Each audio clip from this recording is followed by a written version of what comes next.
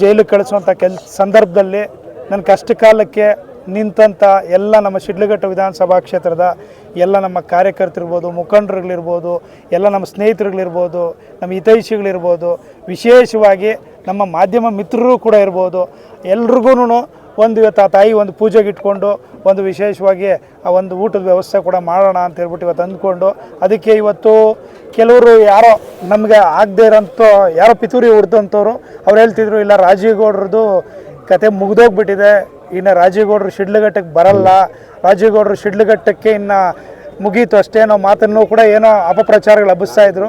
ಹಂಗಾಗಿ ಇವತ್ತು ನಮ್ಮ ಸಾದ್ಲಮ್ಮನ ದೇವಸ್ಥಾನದಲ್ಲಿ ಪೂಜೆ ಇಟ್ಕೊಂಡು ಇವತ್ತು ಒಂದು ಊಟಕ್ಕೆ ಇಟ್ಕೊಳ್ಳೋಂಥ ವ್ಯವಸ್ಥೆ ಕೂಡ ಮಾಡಿದ್ವಿ.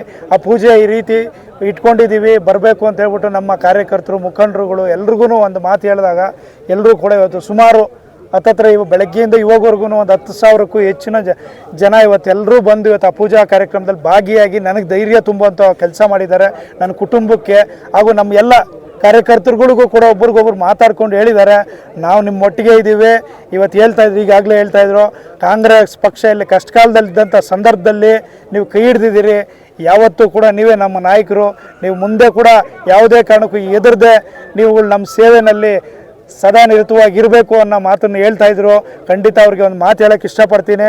ನಮ್ಮ ಉಸಿರೋ ತನಕ ಯಾವಾಗಲೂ ಹೇಳ್ತಿರ್ತೀನಿ, ನಮ್ಮ ಕಾರ್ಯಕರ್ತರಿಗೆ ಏನೇ ಒಂದು ತೊಂದರೆ ಇದ್ದರೂ ಕೂಡ ಅವ್ರಿಗೆ ನಾನು ಉಸಿರಾಗಿ ನಿಲ್ತೇನೆ. ಮುಂಬರುವಂಥ ಯಾವುದೇ ಒಂದು ಸ್ಥಳೀಯ ಚುನಾವಣೆಗಳಿರ್ಬೋದು, ಯಾವುದೇ ಒಂದು ಕೆಲಸ ಕಾರ್ಯಗಳಿರ್ಬೋದು, ಅವರೊಟ್ಟಿಗೆ ನಾನು ಅವರಿಗೆ ಬೆನ್ನೆಲುಬಾಗಿ ನಿಲ್ತೀನಿ ಅನ್ನೋ ಒಂದು ಮಾತನ್ನು ಕೂಡ ಈ ಒಂದು ಸಂದರ್ಭದಲ್ಲಿ ಹೇಳ್ತಿದ್ದೀನಿ. ವಿಶೇಷವಾಗಿ ನನಗೆ ಯಾರು ಇರಲಿ, ಒಳ್ಳೆಯದು ಕೆಟ್ಟದ್ದು ಯಾರೇ ಆಗಿರಲಿ, ಒಳ್ಳೇದು ಮಾಡಿದವ್ರಿಗೂ ನಾನು ಧನ್ಯವಾದಗಳು ತಿಳಿಸ್ತಿದ್ದೀನಿ, ನನಗೆ ತೊಂದರೆ ಮಾಡಿದಂಥವ್ರಿಗೂ ಧನ್ಯವಾದಗಳು ತಿಳಿಸ್ತಿದ್ದೀನಿ. ಅವ್ರು ಮಾಡೋದು ತಪ್ಪು ಅನಿಸಿದ್ರೆ ಅವರೇ ಪಶ್ಚಾತ್ತಾಪ ಪಡಲಿ. ಆ ತಾಯಿ ಸಾದ್ಲಮ್ಮ ದೇವಿ ಇದ್ದಾರೆ, ಅವ್ರನ್ನ ಆ ತಾಯಿನೇ ಏನು ಶಿಕ್ಷಿಸಬೇಕೋ ಇಲ್ಲ ಕ್ಷಮಿಸಬೇಕೋ ಆ ತಾಯಿನೇ ಮಾಡ್ತಾರೆ ಅನ್ನೋ ಒಂದು ಮಾತನ್ನು ಕೂಡ ಈ ಒಂದು ಸಂದರ್ಭದಲ್ಲಿ ಹೇಳೋಕ್ಕೆ ಇಷ್ಟಪಡ್ತೀನಿ. ಸರ್, ಕಾರ್ಯಕರ್ತರ ಈ ಬೆಂಬಲಕ್ಕೆ ನೀವು ಯಾವ ರೀತಿ ಕಾರ್ಯಕರ್ತರ ಬೆಂಬಲಕ್ಕೆ ಎಲ್ಲರೂ ಕೂಡ ಇವತ್ತು ನಾನು ಉಸಿರಾಗಿ ನಿಂತಿದ್ದಾರೆ.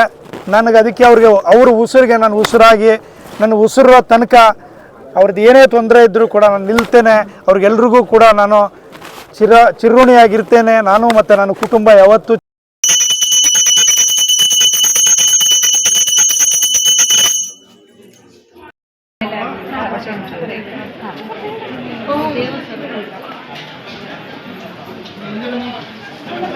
ಮುಂದೆ